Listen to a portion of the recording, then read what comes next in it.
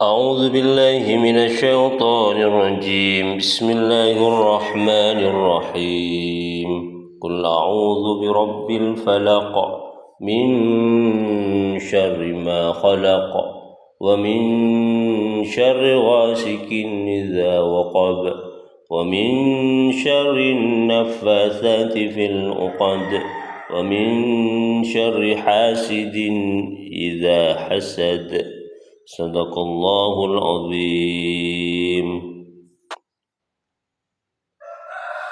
Kita akan membahas surat Al-Falaq. Surat Al-Falaq ini asbabun nuzulnya ya, sebab turunnya itu ada dua. Yang pertama ini berkaitan dengan sebagian orang Arab yang benci kepada Rasulullah sehingga mereka menggunakan kekuatan mata atau yang disebut dengan ain, menggunakan mata untuk mencelakai Rasulullah Shallallahu Alaihi Wasallam. Ini terjadi di Mekah. Pandangan mata sebagian orang memiliki kekuatan untuk mencelakai bahkan membunuh orang lain. Untuk menangkal ini maka kemudian Allah menurunkan surat Al-Falaq. Maka kemudian kejadian ini disebut sebagai asbabun nuzul atau sababun nuzul turunnya ayat ini. Karena surat ini turun di Mekah maka disebut dengan surat Makkiyah. Ada pandangan yang kedua yang mengatakan surat Al-Falaq ini turun di Madinah. Kenapa disebut sebagai surat Madaniyah atau surat yang turun di Madinah? Karena surat ini didatangkan atau diturunkan oleh Allah Subhanahu wa taala kepada Rasulullah untuk melepaskan sihir Labid ibnu Al-Asam, seorang Yahudi yang tinggal di Madinah, yang sihirnya itu sudah masuk ke dalam tubuh Rasulullah SAW. Ini Rasulullah di Madinah kena sihir, maka surat Al-Falaq ini diturunkan oleh Allah Subhanahu wa taala sebagai penawar dari kekuatan sihir tersebut. Karena kejadiannya di Madinah, maka surat ini disebut dengan surat Madaniyah. Ada dua pendapat berkaitan dengan apakah ini Makkiyah atau Madaniyah. Termasuk juga ada dua pendapat berkaitan dengan sebabun nuzul surat ini ya. Surat ini disebut dengan Al-Mu'awwidhatain karena turunnya bersama dengan Al-Falaq dan An-Nas ya, Al-Falaq dan An-Nas. Mu'awwidhatain, dua surat sebagai minta perlindungan kepada Allah Subhanahu wa taala. Tema utama surat ini adalah pengajaran untuk menyadarkan diri dan memohon perlindungan hanya kepada Allah dalam menghadapi aneka kejahatan. Dan ini dipraktekkan juga ya oleh Rasulullah SAW. Rasulullah ketika beliau menderita sakit menjelang wafatnya, beliau itu meniupkan surat Al-Mu'awwidhatain dibacakan, kemudian meniupkan untuk diri beliau ya. Ditiupkan ke telapak tangan beliau setelah membaca surat Al-Falaq dan An-Nas. Lalu kemudian tangan itu diusapkan ya ke tubuh beliau. Ketika sakitnya makin parah beliau itu ya, kemudian Sayyidah Aisyah yang membacakan surat tersebut lalu mengusapkan ya dengan tangan beliau ke tubuh Rasulullah untuk memperoleh barakah surat tersebut. Ini hadisnya riwayat Imam Bukhari dan Imam Muslim. Dari segi turunnya ulama berbeda pendapat juga. Ada yang mengatakan surat yang turun yang ke-20, ada yang mengatakan yang ke-21. Oke. Jumlah ayatnya ada 5. Kita masuk kepada pembahasan. Kul, katakanlah Muhammad, aku berlindung birabbil falaq dengan Tuhan segala yang terbelah ya. Dengan Tuhan segala yang terbelah. Kata a'udzu ini berasal dari kata aza ya'udzu, auzun. artinya menuju kepada suatu untuk menghindar dari sesuatu yang ditakuti. Yang dituju itu bisa berubah makhluk, jin misalnya, atau benda-benda yang tak bernyawa, atau pohon-pohon, maupun kepada Allah Subhanahu wa Ta'ala. Jadi bentuk perlindungan ya, bentuk permintaan perlindungan itu bisa langsung kepada Allah atau bisa lewat makhluknya. Karena bagaimanapun makhluk yang memberikan pertolongan kepada kita itu sebenarnya hakikatnya itu berasal dari pertolongan Allah Subhanahu wa Ta'ala. Tapi mereka hadir hanya sebagai sarana, sebagai sebab.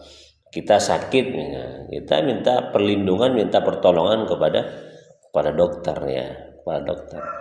Dokter kemudian memberikan obat-obatan, memberikan terapi, lalu kita sembuh. Pertolongan dokter berupa obat-obatan, ilmunya itu dari Allah Subhanahu wa Ta'ala, dan penyembuhannya pun itu tidak karena dari obat-obatan itu, tetapi dari Allah Subhanahu wa Ta'ala. Baik obat ataupun dokter itu hanya sebab. Itu ya. Jadi pahami. Jadi permintaan tolong ya, perlindungan, minta perlindungan kepada selain Allah tidak serta-merta kemudian menjadi orang itu menjadi musyrik karena menduakan Allah Subhanahu wa Ta'ala. Tidak. Selama ada keyakinan bahwa semua makhluk itu hanya menjadi perantara, menjadi sebab, itu justru menjadi sebuah bentuk keyakinan yang semakin menguatkan keimanannya kepada Allah Subhanahu wa Ta'ala. Oke. Tetapi perlu ditegaskan kemudian, kalau orang hanya semata-mata berlindung kepada makhluk ya, yang itu tidak dikaitkan dengan Allah Subhanahu wa Ta'ala, ini disinggung oleh Allah Subhanahu wa Ta'ala dalam Al-Qur'an. Itu seperti orang yang berlindung di sebuah rumah, yang rumah itu merupakan rumahnya laba-laba. Masalul ladzina takhadhu min dunillahi awliya'a kamatsalil ankabuti takhadat baita wa inna awhanal buyuti la baitul ankabut. Sungguhnya orang yang minta perlindungan kepada selain Allah Subhanahu wa Ta'ala itu seperti laba-laba yang bikin rumah, dan paling rapuhnya rumah itu adalah rumahnya laba-laba ya. Ini sebuah gambaran ya, sebuah metafor betapa lemahnya kalau kemudian orang hanya yakin bahwa dokter, bahwa obat, bahwa makhluk itu yang bisa memberikan pertolongan. Nah, ini yang kemudian kita sampai kepada tahapan musyrik kalau hanya berhenti kepada keyakinan bahwa makhluk itulah yang bisa memberikan pertolongan. Kalau diyakini makhluk itu hanya sebagai perantara sebab, bahwa segala pertolongan itu dari Allah Subhanahu wa Ta'ala, nah ini tidak berlindung kepada selain Allah, tapi berlindung semata-mata kepada Allah Subhanahu wa Ta'ala. Birabbil, kepada Tuhan ya, al-falak, yang membelah apa saja. Innallaha falikul habbi wan naws, sungguhnya Allah itu pembelah butir tumbuh-tumbuhan dan biji-biji buahan. Falikul isbah, Allah itu yang membelah kegelapan malam dengan cahaya pagi. Jadi al-falak ini mencakup segala hal yang bisa membelah, dan yang membelah itu Allah Subhanahu wa Ta'ala. Malam misalnya, malam gelap gulita ya, malam gelap gulita itu dibelah oleh Allah Subhanahu wa Ta'ala dengan datangnya cahaya fajar. Kejahatan yang luar biasa, al-zulumat ya, kejahatan yang luar biasa itu dibelah oleh Allah dengan datangnya orang-orang yang bisa memberikan kebaikan. Jahiliyah di masyarakat Arab yang luar biasa pekat kejahiliannya itu dibelah oleh Allah Subhanahu wa Ta'ala dengan kedatangan Rasulullah Shallallahu alaihi wasallam di bawah panji-panji Islam. Jadi jelas bahwasanya segala hal yang bisa memberikan pertolongan atau membelah satu hal yang tidak bagus, membelah kejahatan, membelah kezaliman, membelah kekafiran, itu hanya Allah Subhanahu wa Ta'ala. Kalau kemudian kita mendapati tubuh kita, pikiran kita, jiwa kita digerayangi setiap hal yang membahayakan, maka yang bisa membelahnya itu adalah Allah Subhanahu wa Ta'ala. Ini maksud dari firman Allah, qul a'udzu birabbil falak, berlindunglah kepada Allah yang kekuatan Allah semata-mata yang bisa membelah setiap kejahatan, setiap ketidakbaikan. Oke. Kita berlindung dari apa? Min syarri ma khalaq. Dari kejelekan apa khalaq yang Allah ciptakan. Nih ya. Syar. Syar itu bermakna kejahatan. Jadi kita itu diperintahkan oleh Allah Subhanahu wa taala untuk berlindung kepada Allah dari nih syarrima, kejahatan apa khalaq yang Allah ciptakan. Ya. Dari kejahatan makhluk yang Allah ciptakan. Ya. Syarun, kita bahas syarun dulu. Apa syarun itu? Syarun itu lawan kata dari khairun. Kalau khairun itu bagus, kalau syarun itu adalah jelek. Syarun itu mencakup dua hal. Pertama, rasa sakit, rasa pedih, rasa penderitaan, itu syarun juga. Yang kedua, segala hal yang bisa mengantarkan kepada kepedihan itu. Jadi itu syar namanya. Jadi kita berlindung kepada Allah Subhanahu wa taala dari dua hal tersebut. Kepedihan misalnya malapetaka, kecelakaan misalnya. Terus sakit yang sangat akut misalnya. Atau yang kedua, segala hal yang bisa mengantarkan kepada kesedihan misalnya dosa, maksiat misalnya ya. Berteman dengan orang-orang yang bisa mendatangkan kecelakaan. Nah, ini juga termasuk yang kita mohonkan kepada Allah agar kita terlindung darinya. Min syarri ma khalaq. Oke. Di sini kata yang digunakan makhluk khalaq yang Allah ciptakan. Jadi seolah-olah kejahatan itu berasal dari makhluk, bukan berasal dari Allah Subhanahu wa taala. Kenapa? Ini begitu banyak ya ayat Al-Qur'an yang menggunakan terma atau istilah seperti ini ya. Bahwasanya setiap kejahatan, setiap keburukan itu berasal dari makhluknya dan setiap kebaikan itu berasal dari Allah Subhanahu wa taala. Hakikatnya ya, biar tidak salah paham, segala bentuk kejahatan, segala bentuk kebaikan itu semata-mata dari Allah Subhanahu wa taala. Jelas Allah sudah menegaskan, alhamdulillahilladzi khalaqas samawati wal arda wa ja'ala dzulumati wan nur. Alhamdulillah, segala puji bagi Allah yang telah menciptakan langit dan bumi dan telah menjadikan ya kegelapan, kejahatan, ketidakbaikan, wan nur dan cahaya hidayah. Jadi az-zulumat wan nur ini tuh merupakan suatu hal yang antitesis, berbeda. Kejahatan dan kebaikan itu semuanya yang menciptakan adalah Allah Subhanahu wa taala. Itu hakikatnya. Jadi tidak ada konsep bahwa ada dua Tuhan, Tuhan cahaya, kebaikan dan Tuhan kegelapan, enggak ada. Jadi semua kebaikan dan semua kejahatan itu berasal dari Allah Subhanahu wa taala. Baik syarrun atau khairun ja'alahumallah, Allah yang menciptakan keduanya. Nah, lalu kenapa kemudian di dalam banyak Al-Qur'an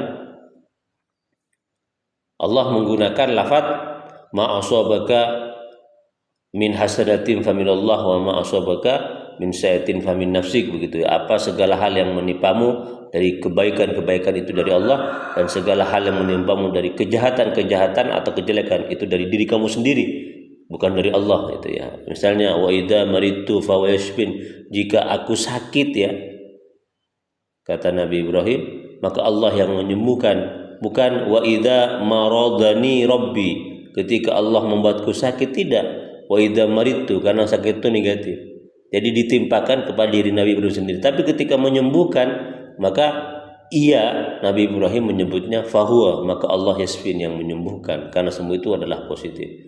Ya, termasuk kalimat ini min syarri ma khalaq, dari kejahatan makhluk yang Allah ciptakan, bukan dari kejahatan yang Allah ciptakan. Masih ada ma-nya di sini. Kenapa? Ini bentuk akhlak kepada Allah Subhanahu wa taala. Bentuk akhlak kepada Subhanahu wa taala, Allah taala dari hamba-hambanya yang yakin dan beriman bahwa tidak ada kejelekan yang Allah ciptakan. Semua hal itu pasti bagus. Maka ketika ada suatu hal yang dianggap jelek dalam pandangan mata manusia yang parsial, itu tidak dikaitkan dengan Allah Subhanahu wa taala, tapi dikaitkan kepada makhluk-makhluknya. Tapi ketika ada hal yang bagus, itu dikaitkan kepada Allah Subhanahu wa taala. Ini bentuk ya tamjid ya, tasbih dan tahmid ya, pemujian, penghormatan dan juga bentuk pemuliaan kepada Allah Subhanahu wa taala. Walaupun hakikatnya baik yang buruk ataupun yang bagus itu adalah Allah yang menciptakan. Dan perlu diingat, tidak ada hal buruk yang Allah ciptakan. Alladzi ahsana kulla syai'in khalaqa, yang telah menciptakan segala hal dengan sebaik-baiknya. Kalau ada yang buruk itu hanya pandangan parsial manusia. Dari sisi Allah Subhanahu wa taala hakikatnya semua hal yang Allah ciptakan itu adalah bagus. Nah, ini ya, itu bentuk akhlak saja. Bentuk akhlak saja. Oke. Terlindung dari segala kejelekan yang diciptakan atau berasal dari ciptaan Allah Subhanahu wa taala. Oke. Ini mencakup semua hal. Ma itu tidak hanya mencakup kepada setan, jin atau makhluk-makhluk halus yang harus kita minta perlindungan kepada Allah agar terhindar darinya. Tidak, dari semua hal, ular, teman yang jahat, tetangga yang kurang bagus, itu tercakup dalam lafaz ma. Jadi kita betul-betul berlindung dari segala hal yang jelek itu kepada Allah Subhanahu wa taala. Oke. Tetapi di sini pada ayat selanjutnya Allah memberikan taksis, tafsil ya, penekanan, aksentuasi. Ada 3 hal yang penting untuk secara khusus dimintai perlindungan kepada Allah Subhanahu wa taala. Apa? 1, wa min syarri ghasikin idza waqab. Yang pertama, kalau ini mencakup semua keburukan, tapi ayat setelahnya ini mencakup 3 keburukan khusus ya. Wa min syarri ghasikin idza waqab, 1 dari kejahatan ghasikin, kegelapan malam, idza waqab, apabila ia gelap gulita ya. Ghasikin ini asalnya bermakna penuh, ghasaqa ya. Artinya malam yang sudah betul-betul malam sehingga gelap ya, gelap. Idza, apabila waqab itu masuk. Jadi malam yang sudah masuk malam dan masuk gelap gulita ini ya.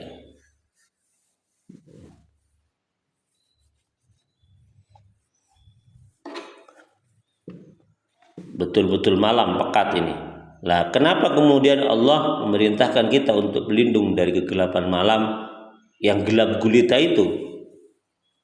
Ya, ada banyak penafsiran di sini ya.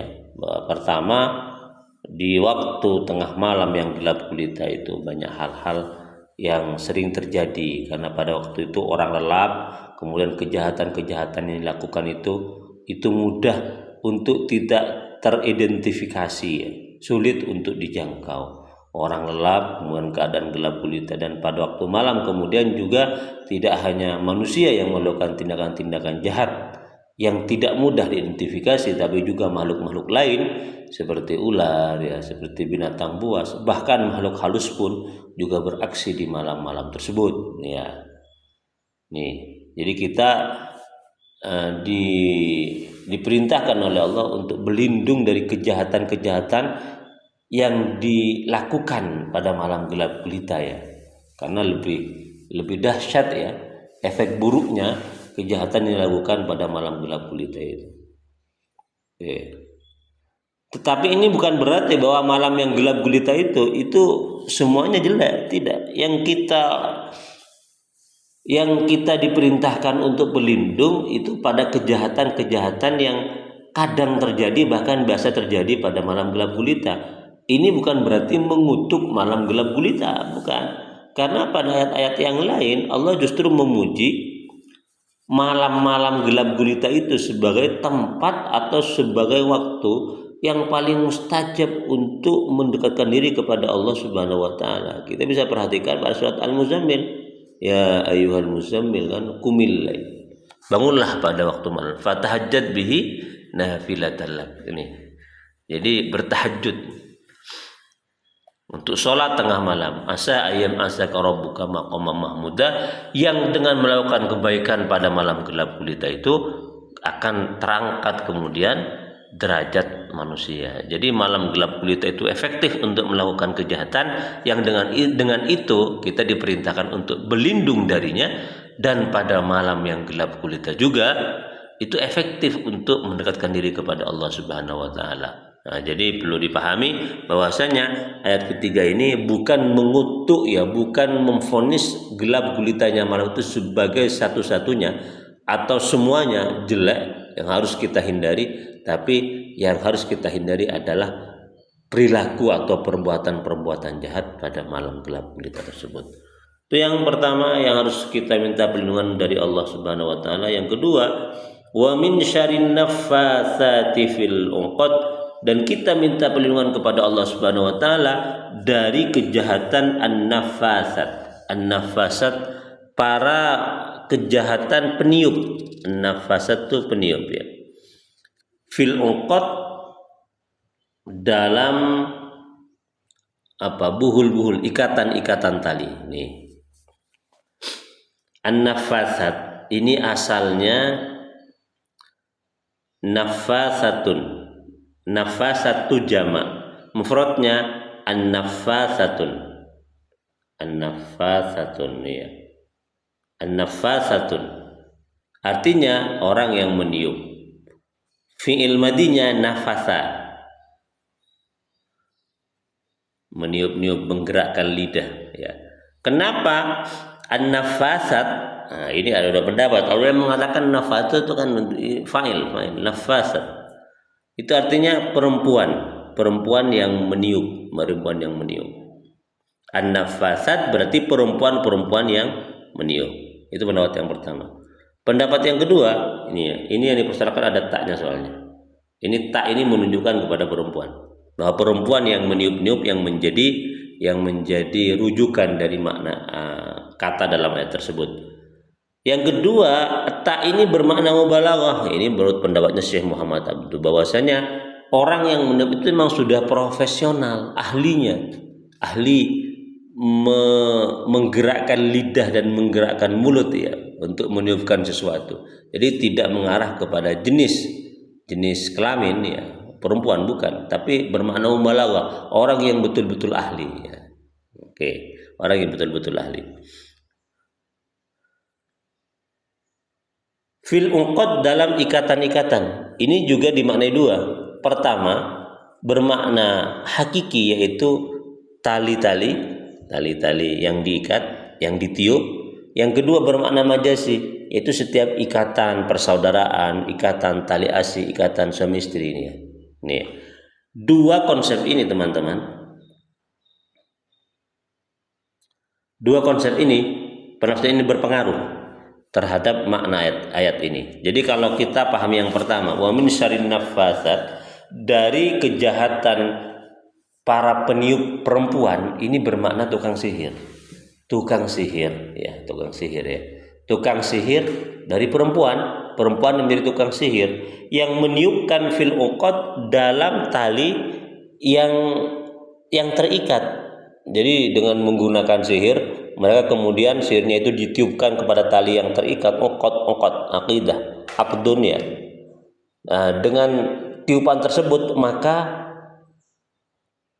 ikatan itu kemudian bisa menjadi simbol terlepasnya ikatan suami istri, ikatan hubungan saudara gitu ya. Ini ya. Sihir itu kan arahnya ke itu, kemudian salah satunya yang mungkin marak pada saat ayat itu diturunkan untuk memisahkan suami dengan istrinya ya, saudara dengan saudaranya, anak dengan ibunya, untuk bikin pertengkaran dalam rumah tangga dan dalam masyarakat. Jadi menggunakan sarana sihir yang waktu itu banyak digunakan oleh penyihir perempuan yang medianya adalah tali yang terbuhul atau tali yang terikat itu. Nih. Kalau kita menggunakan konsep yang kedua bahwa nafasat itu bukan perempuan penyihir, tapi setiap orang yang profesional menggunakan lidah dan mulut mereka. Al-uqad itu tidak bermakna tali, tapi bermakna setiap ikatan. Maka ini bermakna an-nafasat itu bermakna orang yang suka menyebarkan kebohongan, suka menyebarkan hoax, suka memfitnah, ya, suka memfitnah.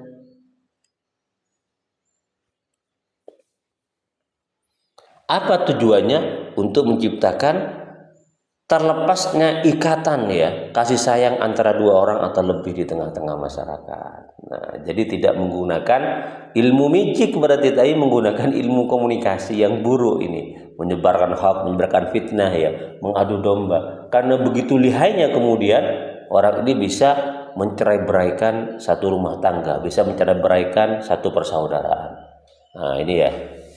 Jadi kita harus berlindung dari orang-orang seperti ini, baik dalam satu konsep yang pertama, yaitu tukang sihir yang bisa secara mistis, ya, mencerai-beraikan hubungan kita dengan orang yang kita cintai, atau dari para pembual, penyebar hoax, pemfitnah yang juga berpotensi untuk mencerai-beraikan kita dari orang-orang yang kita cintai. Kekuatan keduanya itu luar biasa.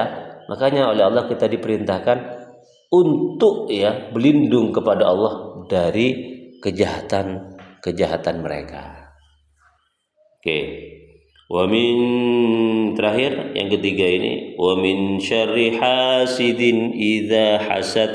Kita juga diperintahkan oleh Allah berlindung kepada Allah dari kejahatan hasidin, orang yang dengki, idza hasad, apabila mereka telah melakukan apa yang mereka dengki, ya. Dengki. Apa dengki itu? Dengki itu adalah tidak rela satu nikmat itu datang kepada orang lain, yang kita berharap nikmat itu hilang darinya. Itu namanya dengki, iri. Ini, ya. Jadi kalau kita ingin nikmat dari seseorang tapi kita tidak berharap nikmat itu hilang dari orang tersebut, ya, itu bukan iri yang tercelah, itu namanya ghibthah. Nggak jadi masalah kan, setiap orang kan seperti itu. Iri yang tidak bagus itu kalau kemudian kita berharap nikmat itu hilang dari orang tersebut. Yang penting hilang agar orang itu menderita. Nah, jadi intinya kita tidak suka orang itu bergembira dengan nikmat yang Allah berikan. Kita inginnya orang itu terus menderita. Nah, ini penyakit hati. Kalau kita ingin nikmat yang Allah berikan kepada orang tersebut tanpa bermaksud agar nikmat itu hilang, itu biasa, lumrah. Tapi kalau kemudian kita ingin nikmat itu hilang, berarti kita ingin orang itu menderita, kan, ya? Nah, itu berarti penyakit jiwa, penyakit hati, ini, ya, penyakit hati. Makanya di dalam hadis Nabi itu dikatakan bahwa ada dua hasud, ya, iri hati yang justru dianjurkan. Yang pertama apa? Iri hati kepada orang yang oleh Allah diberikan harta dan orang itu kemudian menafkahkan harta itu di jalan Allah, atau kepada orang alim yang Allah kasih ilmu dan dengan ilmu itu orang itu mengamalkan dan mengajarkannya. Kita diperintahkan untuk iri kepada dua orang tersebut. Artinya iri, kita juga berharap ini, ya. Ini namanya bukan iri yang jelek, tapi ghibthah tadi itu. Kita berharap kita juga diberi nafkah, kita diberi harta oleh Allah agar bisa berinfak seperti orang tersebut, atau kita diberi ilmu agar kita bisa mengamalkan dan mengajarkannya kepada orang lain. Jadi tidak semua iri itu jelek, ya. Yang jelek itu iri yang kalau kita berharap nikmat itu hilang dari orang lain agar orang lain itu menderita. Enggak boleh. Itu yang menjadi fokus dari wa min syarri hasidin idza hasad. Ada 5 hal yang bikin orang itu cepat iri, ya. Pertama, angkuh. Artinya angkuh, dia merasa dia yang paling berhak mendapatkan nikmat, bukan orang lain. Angkuh, sombong itu. Yang kedua, persaingan, ya.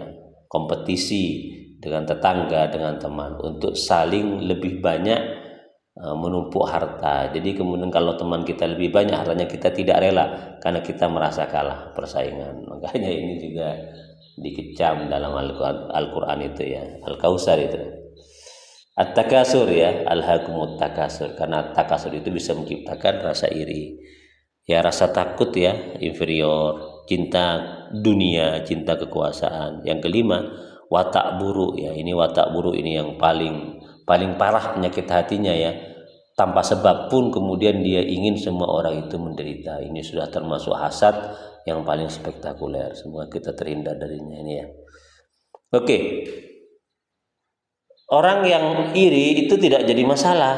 Nah, karena kata Rasulullah SAW, ya, setiap orang itu tidak mudah ya terhindar dari rasa iri. Tidak dapat terhindar dari rasa iri ya. Ini ya, tidak mudah ini.